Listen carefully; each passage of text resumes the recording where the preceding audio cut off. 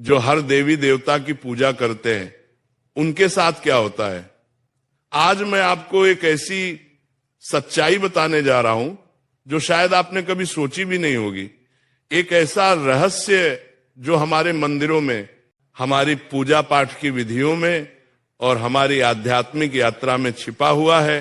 तो चलिए इस यात्रा पर निकलते हैं और समझते हैं कि जो लोग हर देवी देवता की पूजा करते हैं उनके जीवन में वास्तव में क्या घटित होता है।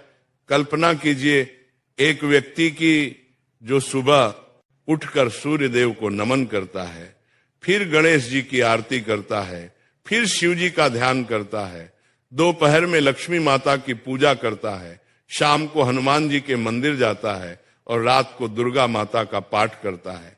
क्या यह भक्ति है या भ्रम? क्या यह समर्पण है या बिखराव? जब हम हर देवी देवता की पूजा करते हैं तो हम दरअसल एक बहुत बड़ी सच्चाई को नहीं समझ पाते कि सभी देवी देवता एक ही परम सत्य की अलग अलग अभिव्यक्तियां हैं। जब एक साधक अलग अलग देवताओं की पूजा करता है तो उसका मन विभिन्न दिशाओं में भटकने लगता है। ये ऐसा है जैसे एक व्यक्ति एक साथ कई नावों पर सवार होने की कोशिश करे, अंततः वह किसी भी नाव से अपने गंतव्य तक नहीं पहुंच पाता। लेकिन इसका मतलब यह बिल्कुल नहीं है कि विभिन्न देवताओं का सम्मान नहीं करना चाहिए।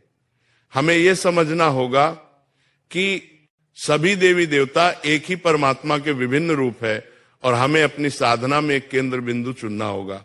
मैं आपको एक कहानी सुनाता हूं। एक सुंदर सी नगरी में श्याम नाम का लड़का रहता था। तो उसके घर में भी विभिन्न देवी देवताओं की पूजा होती थी। उसकी माताजी लक्ष्मी माता की भक्त थी, पिताजी शिव जी के उपासक थे और घर के अन्य सदस्य अलग अलग देवताओं की आराधना करते थे। लेकिन जब श्याम ने अपने गुरु श्री से इस विषय पर चर्चा की तो उसे एक अद्भुत सत्य का ज्ञान हुआ। उसके गुरुदेव ने समझाया कि जैसे समुद्र में लहरें अलग अलग दिखती